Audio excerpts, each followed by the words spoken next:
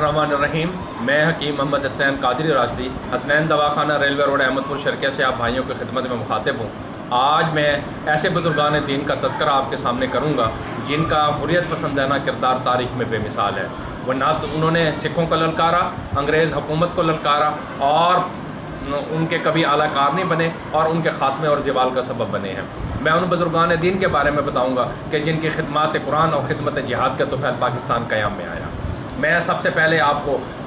سندھ کے پیر پگاڑا خانوادہ حضرت سید محمد بقار رحمہ اللہ تعالیٰ سے اور پھر ان کے صاحبزادے حضرت سید محمد راشد دھنی سنگھ رحمہ اللہ تعالیٰ کے بارے میں معلومات فراہم کروں گا۔ پھر اس کے بعد سندھ کی قادری راشدی خانقاہوں کے بارے میں میں آپ کو بتانا پسند کروں گا۔ آج سب سے پہلے میں آپ کو بتاؤں گا کہ ہمارے اس خطے کے اندر سلسلہ قادریہ جو ہے وہ حضرت سید محمد غوث رحمہ اللہ تعالیٰ نے اس شریف میں بیٹھ کے پھیلایا اور پورے فل طریقے سے پھیلایا۔ اس کے بعد اس کے نسبت کی تقسیم حضرت سیدنا عبد القادر ثانی رحمہ اللہ تعالیٰ نے پورے اس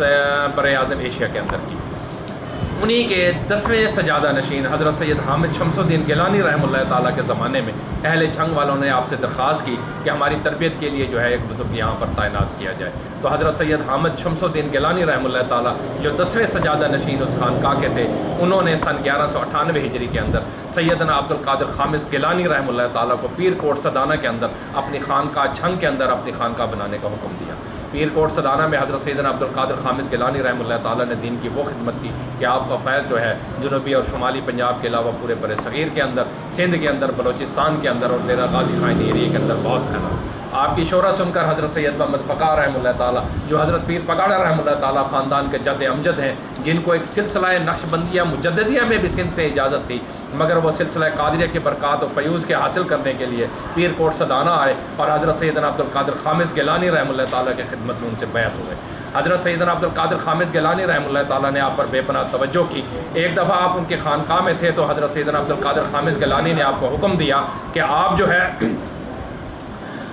جب اگلی دفعہ آئیے گا تو شکر کی نیم جو ہے وہ بہت مشہور ہوتی ہے، اس کی چند ایک مسواکیں بنوا کے جو ہے وہ میرے پاس لے کر آئے۔ تو حضرت سیدنا عبد القادر سید محمد بقار رحمہ اللہ تعالیٰ جب اپنے پیر کوٹ سدانہ سے اپنے مرشد کی یاد آئی تو پیر کوٹ سدانہ حاضری دینے کے لیے جب سکر پیر کوٹ سے خیرپور میرے سے جو ہے وہ پیدل چل کر اپنی خانقاہ جھنگ میں تشریف لائے پیر خانے میں، ابھی پیر خانے کے دروازے کے اندر پہلا قدم ہی رکھا تھا انہوں نے، تو ان کو یاد آیا کہ مرشد نے مجھے جو ہے وہ مسواک لانے کا حکم دیا تھا، مسواکیں لانا تو میں بھول گیا ہوں۔ تو حضرت سید محمد بقار رحمہ اللہ تعالیٰ وہاں سے پیدل چل کر سکر آئے اور انہوں نے لکڑیاں توڑی، مسواک بنائے اور مسواک بنانے کے بعد اپنی پگڑی میں باندھی اور وہاں سے پیدل پیر کوٹ سدانہ جو ہے وہ جھنگ تشریف لے آئے اور اپنے پیر خانے میں حضرت سیدنا عبد القادر خامس گیلانی رحمہ اللہ تعالیٰ کی خدمت عالیہ میں حاضری دی اور اپنی پگڑی کھول کے ان کو جو ہے مسواکیں پیش کی۔ تو حضرت نے وہ مسواکیں لے کے اپنی آنکھوں کو لگائیں اور ان کو چوما اور فرمایا بیٹا اس مسواک لانے کے لیے آپ کو جو ہے بڑی تکلیف برداشت کرنی پڑی ہے۔ حضرت نے اسی وقت اپنی دستار اتاری اور حضرت سید محمد بقار رحمہ اللہ تعالیٰ کو پہنا کے ان کو خلافت سے سرفراز کیا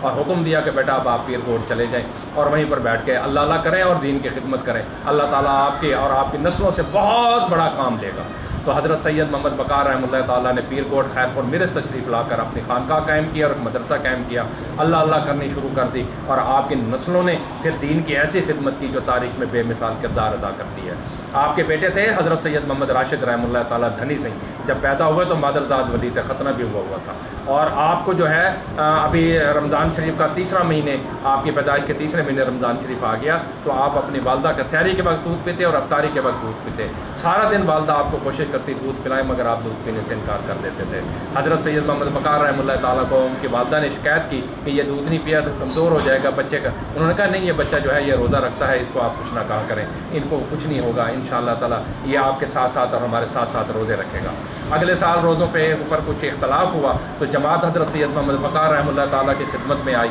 اور انہوں نے آ کے عرض کی کہ حضرت آج رمضان شریف کا روزہ کوئی نظر نہیں آیا، کسی علاقوں میں رکھا جا رہا ہے کسی میں نہیں، تو ہمارے لیے کیا حکم ہے؟ تو حضرت سید محمد بقار رحمہ اللہ تعالیٰ نے اپنی اہلیہ کو پیغام بھیجا کہ آج سید محمد راشد دھنی سنگھ نے جو ہے وہ دودھ پیا ہے یا نہیں پیا، مجھے بتایا جائے۔ تو ان کی والدہ نے جو ہے کہا کہ سحری کے بعد انہوں نے دودھ پینا بند کر دیا، تو حضرت نے اپنی پوری جماعت میں اعلان کر دیا کہ آج روزہ ہے اور جنہوں نے رکھ لیا ہے بغیر سحری کھائے وہ روزے کی نیت کر لیں اور جنہوں نے کھا لیا ہے وہ اس روزے کی قضا کریں گے، اس روزے کی قضا کرنے کے بعد جو ہے اس روزے کو مکمل کریں گے۔ حضرت سید محمد راشد دھنی سنگھ نے اپنی والدہ سے دودھ پیتے 4 سال کی عمر تک جو ہے مکمل قرآن حفظ 7 قراتوں میں کر لیا اور ان کے بعد ان کو مدرسے میں داخل کیا گیا تو 11 سال کی عمر میں آپ تمام علوم سے فارغ ہو کے آپ اپنے والد کی خانقاہ سنبھالتے تھے۔ آپ یہ دیکھیں کہ ہمارے حضرت سید محمد راشد رحمہ اللہ تعالیٰ کو اللہ تعالیٰ نے بہت بڑا مقام عطا کیا. آپ کے 1200 خلفائے کرام تھے, 500 جو ہے خانقاہ میں رہتے تھے, جو لوگ آتے مسلمان ہوتے اور ان کی تربیت کرتے روحانی, اور باقی 700 جو ہے حضرت سید محمد راشد رحمہ اللہ تعالیٰ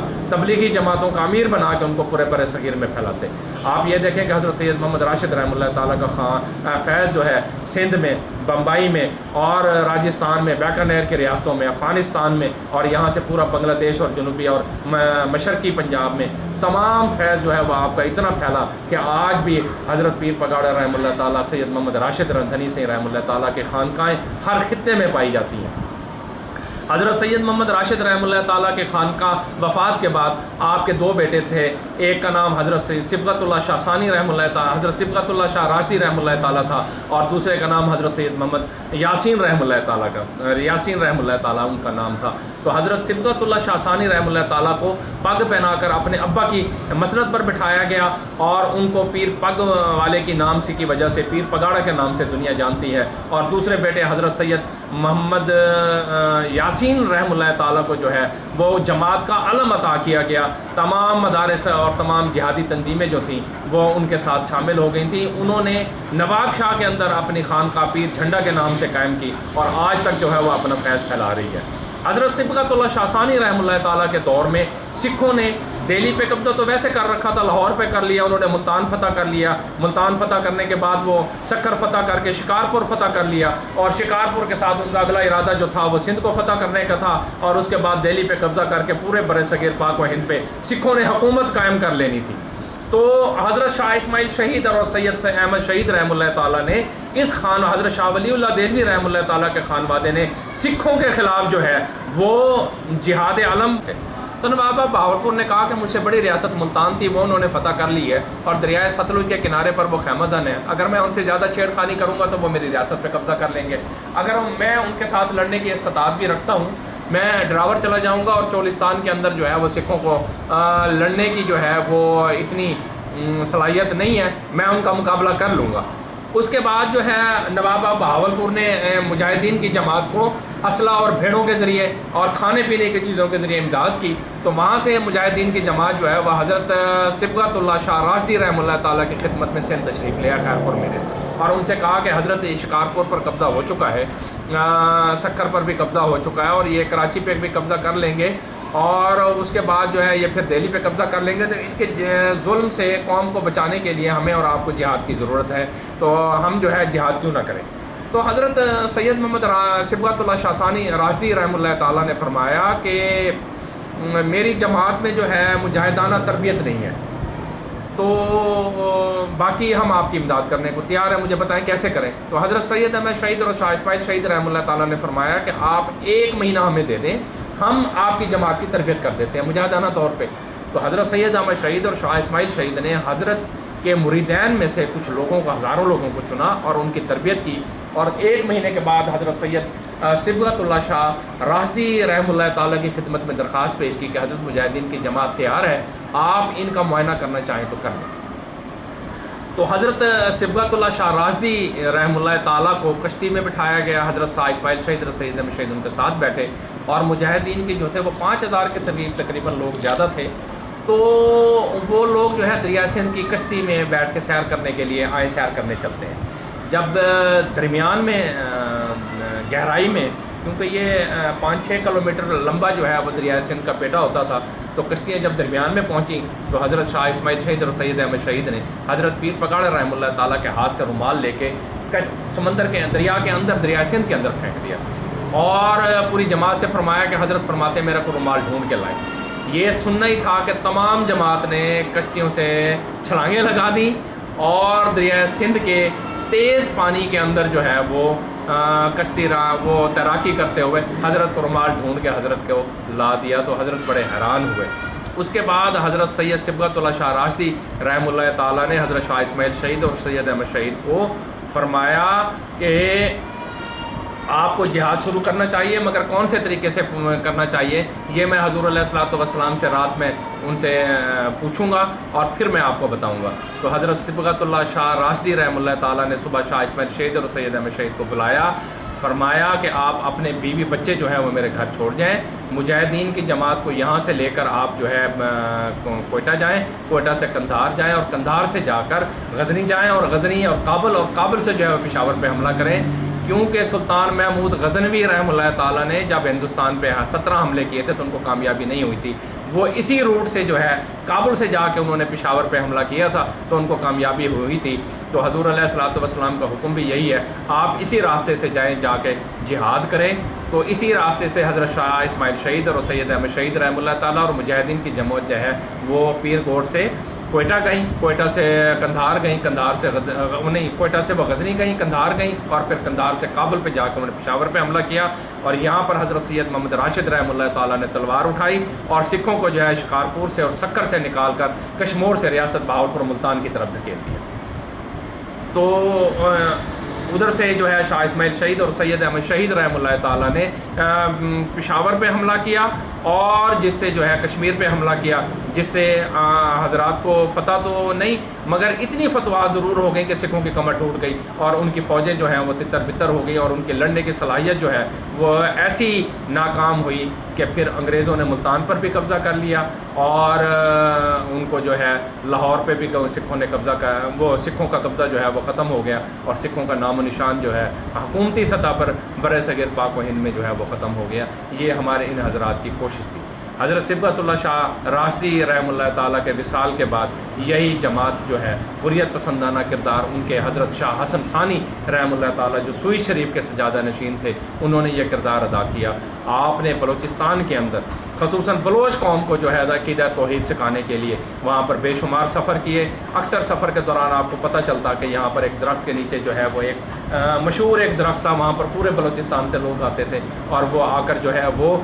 منتیں مانتے تھے اور کہتے تھے کہ یہاں سے مرادیں جو ہے ہمیں یہاں سے مل جاتی ہیں۔ تو حضرت نے نہ صرف اس درخت کو کٹوایا بلکہ بلوچ قوم کے ساتھ آپ کی جنگیں بھی ہوئیں، مگر آپ کی کوششوں سے حضرت شاہ حسن ثانی سوئی شریف رحمہ اللہ تعالیٰ کی کوششوں سے پوری بلوچ قوم جو ہے عقیدہ توحید پر ایسی قائم ہوئی جس کا نظارہ جو ہے آج بھی بلوچستان اندرون بلوچستان کے اندر دیکھنے کو ملتا ہے۔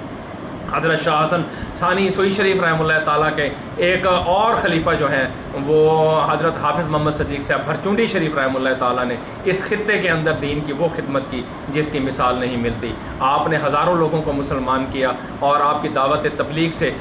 لاکھوں لوگ صرف قرآن شریف سنتے ہی آپ کے لوگ گرویدہ ہو جاتے تھے۔ آپ اس خوشحالی سے قرآن شریف پڑھتے تھے کہ یہ دیکھیں کہ درخت پرندے بھی بیٹھ جاتے تھے۔ ایک دفعہ نواب خیرپور میرے سمان سے گزرا، حضرت کی قرآن شریف کی آواز سنی تو حضرت کو بلایا کہ آپ میرے محل میں آ کے مجھے روزانہ قرآن شریف سنا جایا کریں۔ حضرت نے فرمایا کہ نہیں، آپ یہاں میرے پاس تشریف لے آیا کریں، بیٹھ کے سن لیا کریں، میں وہاں نہیں آؤں گا۔ اس نے آفر کی کہ 1000 روپے مجھ سے لے لیا کریں مہینہ، نہیں مانے حضرت بالآخر بڑھتے بڑھتے وہ کہنے لگا ایک لفظ تو مجھ سے 10,000 روپے لے لیا کریں، مجھے آ کے قرآن شریف آپ کچھ نہ کچھ سنا جایا کریں۔ حضرت حافظ محمد صدیق صاحب بھرچونڈی شریف رحمہ اللہ تعالیٰ نے نواب خیرپور میرے کو فرمایا کہ میں تیرے محل کی طرف دیکھنا بھی گوارا نہیں کرتا۔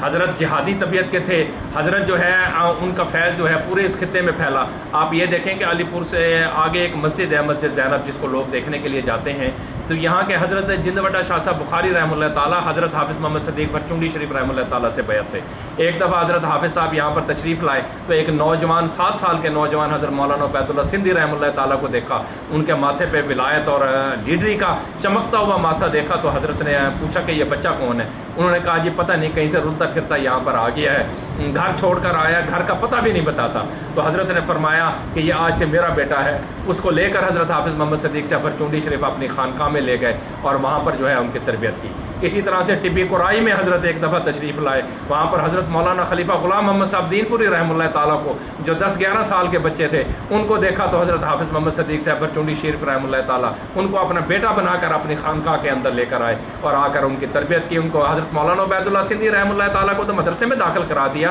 مگر حضرت مولانا خلیفہ غلام محمد صاحب دین پوری رحمہ اللہ تعالیٰ کو کچھ عرصہ مدرسے میں پڑھنے دیا۔ مدرسے میں جب وہ قرآن شریف اور وہ پڑھ چکے تھے تو بعد میں حضرت حافظ محمد صدیق صاحب حضرت مولانا خلیفہ غلام محمد صاحب دین پوری رحمہ اللہ تعالیٰ کو لے کر ایک جنگل میں لے گئے اور وہاں پر دیکھا کہ ایک درختوں کے نیچے ایک بزرگ آدمی جو ان کی جماعت کا ساتھی جو تھا وہ قمیض اتار کر لنگی پہنی ہوئی تھی اور گرمی کے سردی کے اس موسم میں جو ہے وہ پاس انفاس کا ذکر کر رہا تھا اور پسینے سے اس کی حالت جو تھی وہ پوری ابتر تھی. تو حضرت نے حافظ محمد صدیق بھرچونڈی شریف رحمہ اللہ تعالیٰ نے حضرت مولانا خلیفہ غلام محمد صاحب دین پوری رحمہ اللہ تعالیٰ کو فرمایا بیٹا تم وہ علم نہیں یہ علم سیکھو مجھ سے. تو حضرت نے جو ہے 40 سال تک حضرت مولانا خلیفہ غلام محمد صاحب دین پوری رحمہ اللہ تعالیٰ کے روحانی طور پہ تربیت کی اور آپ کو ان کے خانقاہ میں ہی حضرت کا خلیفہ سائیں کہہ کے پکارا جاتا تھا. دوسرے ایک ان کے خلیفہ جو تھے حضرت سید تاج محمود امروٹی رحمہ اللہ تعالیٰ، ایک دفعہ حضرت حافظ محمد صدیق صاحب اپنی جماعت کے ساتھ بیٹھے ہوئے تھے تو ایک 17 سال کا ایک نوجوان نہایت خوبصورت سید زادہ آپ کے خانقاہ میں آیا. کہنے لگا حضرت جس مسند پہ آپ بیٹھے ہیں یہاں پر مجھے بیٹھنا چاہیے اور میرے نانا کی جو آپ کو وراثت ملی ہے اس وراثت کا اصل حقدار میں ہوں وہ مجھ میں منتقل کر دے. تو حضرت حافظ محمد صدیق صاحب بھرچونڈی شریف رحمہ اللہ تعالیٰ نے اس نوجوان کو دیکھا جن کا نام حضرت سید تاج محمود امروٹی رحمہ اللہ تعالیٰ تھا، امروٹ شریف سے تشریف لائے تھے. تو فرمایا اس کے لیے جو ہے وہ محنت کی ضرورت ہوتی ہے، آپ یہاں پر رہ کر محنت کریں، میں انشاءاللہ آپ کے نانا کی وراثت آپ کو دے دوں گا. تو حضرت سید تاج محمود امروٹی رحمہ اللہ تعالیٰ نے فرمایا کہ میرے لیے جو ہے وہ چارپائی کا انتظام کیا جائے اور ایک مجھے علیحدہ کمرہ دیا جائے. تو حضرت نے فرمایا میرے یہاں چارپائی نہیں ہے، ٹھکرانی کے فرشوں پر سوتے ہیں. تو حضرت خلیفہ غلام محمد صاحب دین پوری رحمہ اللہ تعالیٰ اس مجلس میں بیٹھے ہوئے تھے. انہوں نے فرمایا کہ حضرت میں اپنی چارپائی پہ ان کے ساتھ شیئر کر لیتا ہوں، میں اپنی چارپائی ان کو دے دیتا ہوں، یہ میری چارپائی پہ سو جایا کرے. مگر حضرت مولانا خلیفہ غلام محمد صاحب دین پوری رحمہ اللہ تعالیٰ اور حضرت سید تاج محمود امروٹی رحمہ اللہ تعالیٰ حضرت حافظ محمد صدیق صاحب بھرچونڈی شریف رحمہ اللہ تعالیٰ کے خانقاہ میں جو ہے وہ دونوں اکٹھے ایک چارپائی پہ سوتے، اکٹھے نماز پڑھتے، اکٹھے وضو کرتے. ایسی دوستی چلی جو مرتے دم تک قائم رہی. حضرت حافظ محمد صدیق صاحب بھرچونڈی شریف رحمہ اللہ تعالیٰ کے دور میں صادق آباد کے اندر ایک نزدیک ایک خانقاہ تھی پٹن منارہ کی، ہندوؤں کی ایک مندر تھا پٹن منارہ اس کا نام تھا. یہاں پر پورے لوگ جو ہے وہ آ کر ہندو لوگ بھی اور مسلمان لوگ بھی بدبختی سے وہاں پر چلے جاتے منت مانتے تھے. بلکہ وہاں پر ایک رواج تھا کہ اگر کوئی چاند کی 14ویں رات کو کوئی عورت وہاں پر اس مندر میں رہ جائے جس کو حمل نہ ہوتا ہو تو اس کو حمل ہو جاتا تھا. تو مسلمان عورتیں بھی بدبختی سے وہاں جا کے رہتی تھیں اور ہندو پروت جو ہے ان کے ساتھ زنا بھی کرتے تھے. حضرت کو لگا پتہ تو حضرت نے جا کے پٹن منارہ کی خانقاہ کو جو ہے وہ توڑ پھوڑ کر کے اس کو تھلا بنا دیا اور ہندو پروت کو جو ہے وہ بھگا دیا اور ہندوؤں کو بھی وہاں سے بھگا دیا. اب کیونکہ یہ پٹن منارہ جو تھا یہ نواب بہاولپور کی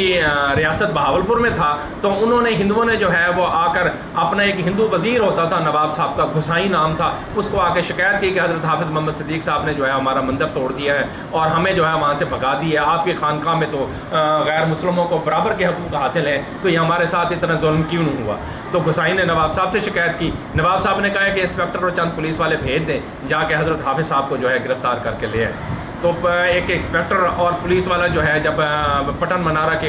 مندر میں حافظ محمد صدیق صاحب بھرچونڈی شریف رحمہ اللہ تعالیٰ کے گرفتار کرنے کے لیے آئے تو حضرت حافظ صاحب کے مریدوں نے اس انسپیکٹر کی پٹائی کر دی اور پولیس والوں کی پٹائی کر کے کپڑے پھاڑ کے ان کو وہاں سے بھگا دیا. نواب صاحب کو انہوں نے انسپیکٹر نے آ کے شکایت کی کہ جناب مجھے میرے ساتھ یہ سلوک کی ہے. تو نواب صاحب نے کہا کہ جناب فوجیں نکالے جائیں اور میرے توپیں نکالی جائیں، جا کے ہم جنگ کریں گے. تو حضرت اپنے 500 سپاہی نواب بہاولپور جو ہے 1200 سپاہیوں کے ساتھ اور اپنی توپوں کے ساتھ جو ہے پٹن منارہ لے کر آ گئے اور ادھر سے حضرت حافظ محمد صدیق صاحب رحمۃ اللہ علیہ نے اپنے مریدین کو کہا کہ جس کے پاس درانتی ہے، چھری ہے، کلاڑی ہے وہ لے کر آ جائے. آج فقیروں کا توپوں والوں سے مقابلہ ہوگا، یا وہ رہیں گے یا اسلام کا نام رہے گا. اب دونوں فوجیں جو ہیں پٹن منارہ میں آمنے سامنے ٹھہری ہوئی تھیں. نواب صاحب کے ایک وزیر تھے بہت اللہ والے تھے، انہوں نے کہا کہ یہ فقیر لوگ ہیں ان سے جنگ کرنے کی حضرت کیا ضرورت ہے، چل کے میں اور آپ بات کر لیتے ہیں، انشاءاللہ تعالی یہ بزرگ جو ہیں یہ مان جائیں گے. اب نواب بہاولپور جو صادق دوئم تھے یا نواب بہاول سوئم تھے، یہ دونوں چل کر حضرت حافظ وہ بادشاہ جو تھے ریاست بہاولپور کے امیر بہاولپور وہ حضرت حافظ محمد صدیق صاحب بھرچونڈی شریف رحمہ اللہ تعالیٰ کی خدمت میں آئے اور آ کر انہوں نے بڑے تندن کہا کہ حضرت رب العالمین ہے یا صرف مسلمانوں کا رب ہے. حضرت حافظ محمد صدیق صاحب نے کہا نواب صاحب بولے سرکار رب العالمین کا تو آپ کو پتہ ہے مگر یہ بھی پتہ ہے کہ الہ العالمین کون ہے. رب العالمین ہے پالنے کے لیے، الہ العالمین عبادت کے لائق جو ہے صرف مسلمانوں کا رب ہے، ہندوؤں کا رب مسلمانوں کے قابل نہیں ہے. یہ مندر میں نے اس لیے ڈھایا ہے کہ یہاں پر مسلمان عورتیں جو ہیں وہ آتی تھیں، عقیدہ شرک میں مبتلا ہوتی تھیں، کفر کے درجے میں عذاب ہے، ان کو جہنم کی قبریں جو ہیں جہنم کا گڑھا بنتی تھیں اور مسلمان عورتیں آ کر رہتی تھیں. ان کو نیت یہ ہوتی تھی کہ ہم رات گزاریں گے تو ہمیں عمل ہو جائے گا. یہ شرک ہے اور ان کے ساتھ ہندو پروت لوگ جو ہیں وہ زنا کرتے تھے، اس لیے میں نے یہ ڈھایا. میرے ہوتے ہوئے یہاں پر یہ مندر جو ہے وہ کبھی قائم بن ہی نہیں سکتا. تو نواب صاحب کو عقل میں آ گئی کہ رب العالمین اور الہ العالمین کا فرق سمجھ میں آ گیا، تو انہوں نے آ کے بہاولپور خاموشی سے حضرت حافظ محمد صدیق صاحب سے معافی مانگی اور ان کی خدمت میں کچھ ہدیہ پیش کیا، اور نواب بہاولپور جو ہے یا ریاست میں واپس آ گئے، اور انہوں نے کہا کہ میری ریاست کے اندر جو ہے جو مندر جو بن چکے ہیں وہی ہیں، آئندہ وہ نہیں ہوں گے، اور ان کے مندروں میں عبادت گاہوں میں صرف ہندو لوگ جایا کریں گے، مسلمانوں پر وہاں شوقیہ طور پر بھی جانے پہ انہوں نے پابندی لگا دی تھی۔ یہ نواب صاحب حضرت حافظ محمد صدیق صاحب برچونڈی شریف رحمہ اللہ تعالیٰ نے نواب آپ بہاولپور کو رب العالمین اور الہ العالمین، عبادت کے لائق اور روزی دینے کے لائق رب کی جو ہے وہ پہچان کروائی۔ یہ حافظ محمد صدیق صاحب کا پورا امتیاز تھا۔ حافظ محمد صدیق صاحب برچونڈی شریف رحمہ اللہ تعالیٰ کی خانقاہ جو ہے وہ آج بھی مرجع خلائق ہے، اور سلسلہ قادریہ کے فروغ کے لیے اور سندھ کے اندر جو ہے وہ تبلیغ کے لیے جو ہے بہت بہترین کام کر رہی ہے۔ اگلی قسط میں انشاءاللہ میں حضرت سید محتاج محمود زمروٹی سنگھ رحمہ اللہ تعالیٰ اور حضرت مولانا خلیفہ غلام محمد صاحب دین پوری رحمہ اللہ تعالیٰ کی خدمات کے بارے میں آپ کو بتاؤں گا انشاءاللہ تعالیٰ۔ السلام علیکم ورحمۃ اللہ وبرکاتہ۔